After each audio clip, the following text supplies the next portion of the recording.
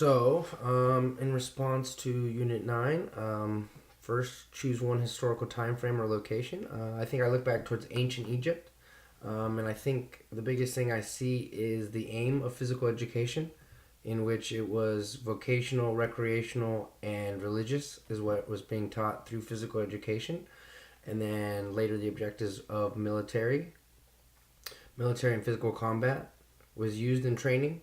And I think the biggest thing that has changed in our society is how much physical education meant to people. And I think throughout our history, we can see that physical education has been deemed almost obsolete for a group of people, in which they don't see the importance of it.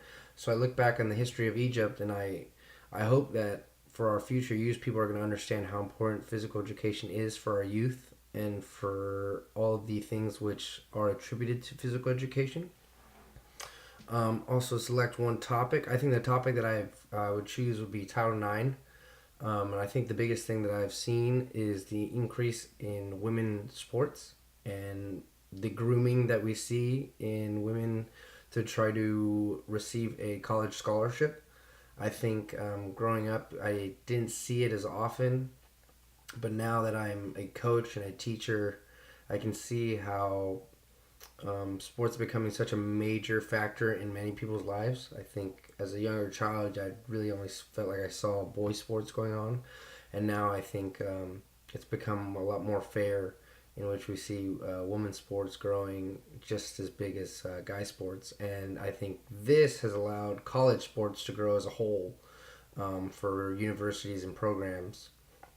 And lastly, throughout the knowledge of history and social trends, I think the future topic of interest, which is going to be in our generation, is going to be sexual preference, or just in discussion to homosexuals, transsexuals, and a person's sexuality in sports.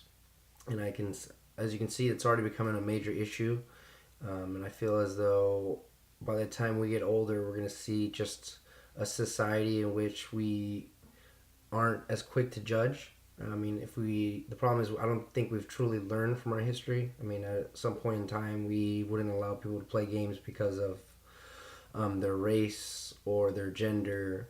And I think we've matured as a society, but obviously we're still not there yet. And I think someone's sexuality or sexual preference shouldn't be grounds for dismissal or grounds to keep someone off a team. And if they are the best athlete, they should be on the team, professionally or collegiately or any other sport for that matter. And I think that's going to continue to become a major issue in our society today. Okay, that's it. Thank you.